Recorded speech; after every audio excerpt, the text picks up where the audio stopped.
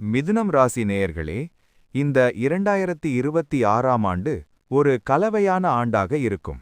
சில சிரமங்கள் இருக்கலாம், ஆனால் பொறுமை மற்றும் விடாமுயற்சியுடன் வெற்றி பெறுவதற்கான வலுவான வாய்ப்புகளும் உள்ளன. தொழில் மற்றும் நிதிநிலையில் முன்னேற்றம் ஏற்பட வாய்ப்புள்ளது, மேலும் ஆன்மீக ரீதியாகவும் வளர்ச்சியடைய முடியும். எந்த இரு விஷயத்திலும் பலமுறை சிந்தித்து செயல்படுவது நல்லது. குடும்பத்தில் ஆடம்பர செலவுகளை குறைத்து சேமிக்கத் தொடங்கவும். மனதில் புதிய உற்சாகம் ஏற்படும். புதிய முயற்சிகளில் தாராளமாக மேற்கொள்ளலாம். உடல் ஆரோக்கியத்தில் கூடுதல் கவனம் தேவை. குடும்பத்தில் மருத்துவ செலவுகள் வரும். உற்றார் உறவினர்களிடம் விட்டு கொடுத்து போகவும். உங்களது அன்றாட பணிகளை காலம் தாழ்த்தாமல் செய்து முடிக்கவும்.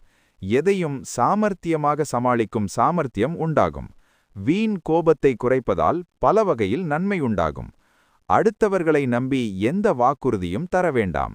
முக்கிய கிரகமான குரு பகவான் உங்கள் ராசிக்கு பாக்கியஸ்தானமான இல் சஞ்சரிப்பதால் பொருளாதார நிலை எதிர்பார்த்தது போல் சிறப்பாக இருக்கும்.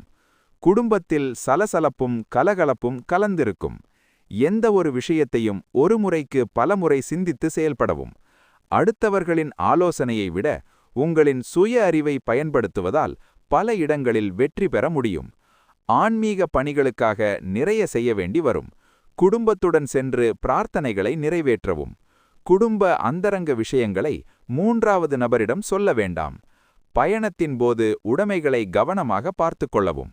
உடல் ஆரோக்கியத்தில் சின்ன சின்ன தொந்தரவுகள் வர வாய்ப்புண்டு. எதிர்பாராத மருத்துவ செலவுகள் வரும். நீங்கள் விரும்பிய பொருட்களை வாங்கி மகிழ முடியும். புதிய முயற்சிகளில் ஈடுபடுவதை தள்ளி போடுவது நன்மை தரும். யாருக்கும் வாக்குறுதி தர வேண்டாமாம். பணவரவு சிறிது குறைவாக இருந்தாலும் குடும்ப தேவைகளுக்காக செலவு செய்ய நேரிடும். கடன் தொல்லைகள் ஏற்படாது. பிரியமானவர்களால் பயனடைய முடியும். சமுதாயத்தில் உங்கள் செல்வாக்கு உயரும்.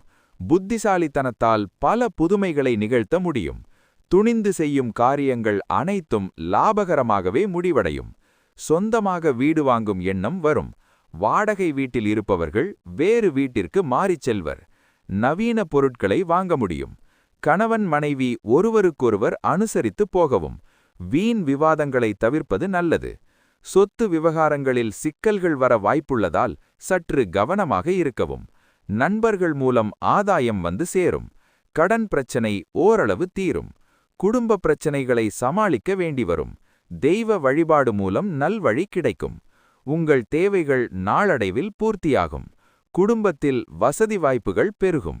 குடும்பத்தில் இதுவரை தடைபட்டு வந்த சுபகாரிய பேச்சுக்கள் கைகூடும்.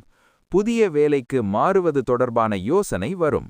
தொழில் வியாபாரத்தில் புதிய அணுகுமுறையை கையாளவும். உங்கள் நேர்த்தியான அணுகுமுறையால் பல வெற்றிகள் குவியும் ஆண்டாக அமையும். பரிகாரம்: துர்க்கை அம்மன் வழிபாடு மன தைரியம் கொடுத்து இன்னலிலிருந்து காக்கும்.